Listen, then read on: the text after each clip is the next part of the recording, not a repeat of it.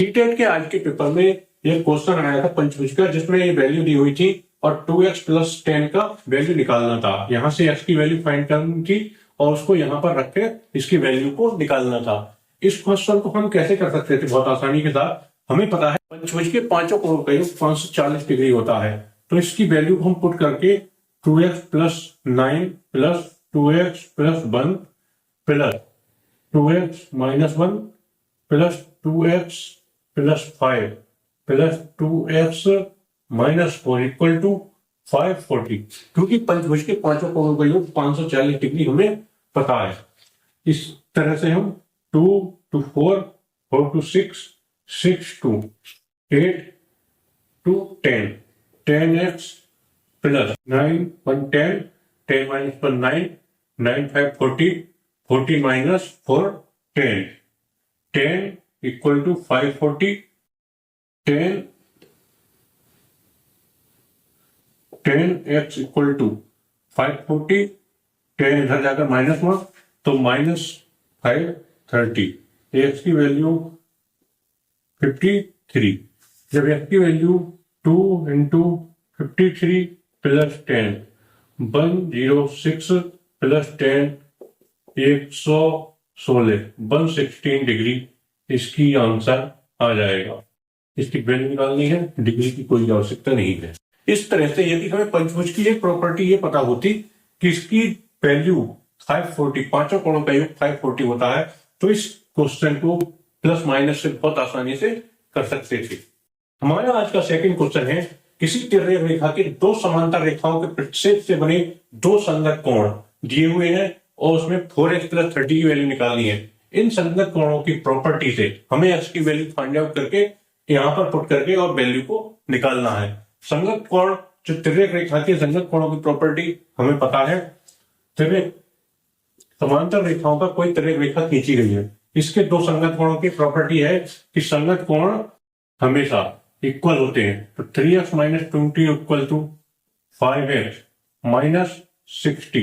x वाली एक side जाएंगे तो 5x minus 3x minus 20 plus 60, 2x equal to 60 minus 20 40, x equal to 20। x की वैल्यू यहां पुट करेंगे 4 इंटू 20 प्लस 30, 80 प्लस 30 1110 इसकी वैल्यू आ जाएगी। हमें एक क्वेश्चन दिया हुआ है, x वह न्यूनतम संख्या है जिसे 2605 में से घटाने पर वह पूर्ण वर्ग बन जाती है। तो 4x प्लस 7 की वैल्यू हमें ज्ञात करनी है। इसके लिए हमें बिना भाग विधि के, क्योंकि 50 के आसपास की एक संख्या है, तो हमने अपनी पिछली क्लास में ये जिक्र किया था कि 50 के आसपास वाली संख्याओं को बिना भाग विधि के भी सॉल्व किया जा सकता है।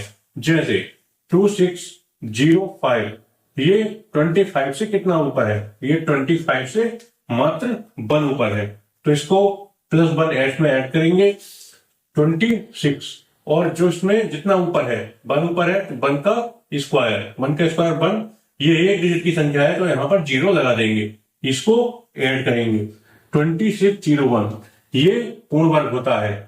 2601 2605 से 4 ऊपर है तो x की वैल्यू 4 हो गई। यहां से 4 कम कर दिया जाए तो यह पूर्ण वर्ग बन जाएगी। 4 की वैल्यू यहां पुट करते हैं 4 इंटू 4 प्लस 7, 16 प्लस 7 23, इसका आंसर आ जाएगा। यहां पर किसी भी भाग विधि की आवश्यकता नहीं पड़ी और केवल 1 सेकंड में ये आंसर आ गया। हमारे आज के पेपर में प्रॉफिट एंड लॉस का एक क्वेश्चन देखने को मिला था। बहुत इजी क्वेश्चन था। इसमें दिया था कि एक वस्तु का क्रय मूल्य 750 है, उसे 24% की छूट के साथ 608 रुपए में बेचा जाता है। यदि उसे अंकित मूल्य पर बेचा जाए तो लाभ प्रतिशत क्या होगा? हमें अंकित मूल्य निकालना होगा। इसके लिए 24% की छूट यानी कि 76% की वैल्यू है 608, तो 100% की वैल्यू होगी 608 बाई 76 इंटू 100। 19 से इसको डिवाइड करेंगे, 19 चौक 76, 19 तिया 57, 3 19 दूनी 38, 4 8 32, मल्टीप्लाई बाई 100, 800 800 इसकी 100% की वैल्यू, यानी कि वस्तु का अंकित मूल्य है वो 800 है। यदि इसको अंकित मूल्य पर यानी कि 800 में बेचा जाता है, क्रय मूल्य इसका 750 दिया है, तो हमें लाभ होगा 50। क्रय मूल्य पर लाभ होता है तो क्रय मूल्य पर परसेंटेज निकालेंगे। 50/750 मल्टीप्लाई बाई 100, इससे परसेंटेज निकालेंगे। प्रॉफिट का ये फॉर्मूला है लाभ प्रतिशत का, तो 50 आ जाएगा और 1/15 की फ्रैक्शन वैल्यू हमें पता है 6/2/3%। इसका आंसर आ गया। क्योंकि हमें 1/15 की फ्रैक्शन वैल्यू पता थी, इसलिए हमें कोई मल्टीप्लाई कोई काटने की जरूरत नहीं। हमें 1/15 दिखा और हमने 6 सही 2/3% इसके आंसर में टिक कर दिया। हमारे पास एक क्वेश्चन है 10240311 में बहुलक और माध्य के बीच अंतर ज्ञात करना है। जब बहुलक और माध्य के बीच अंतर निकालते हैं, सबसे पहले हम बहुलक को पता करेंगे। बहुलक वो होता है जो जिसमें सबसे ज्यादा बार आया होगा वही बहुलक होता है। सबसे ज्यादा बार इसमें एक आया है, हमें साफ दिख रहा है कि एक इसमें सबसे ज्यादा बार आया है, तो बहुलक की वैल्यू इसमें एक आ जाएगी। माध्य निकालने के लिए इन सब का टोटल और नंबर ऑफ डिजिट को हम डिवाइड करते हैं, तो हमारा माध्य निकल जाएगा। इनको टोटल करेंगे तो 1 2 3 4 7 3 10 11 12 2 14 4 16 16 1 17 17 बाई 1 2 3 4 5 6 7 8 9 10 11 11, ये हमारा माध्य है।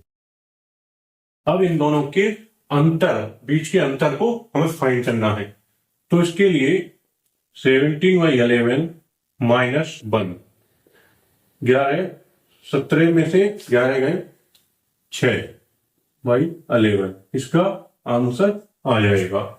इसको निकालने के लिए हमें केवल बहुलक और माध्य निकालने के बाद इनको माइनस करना था और 6/11 हमारा उत्तर आ गया।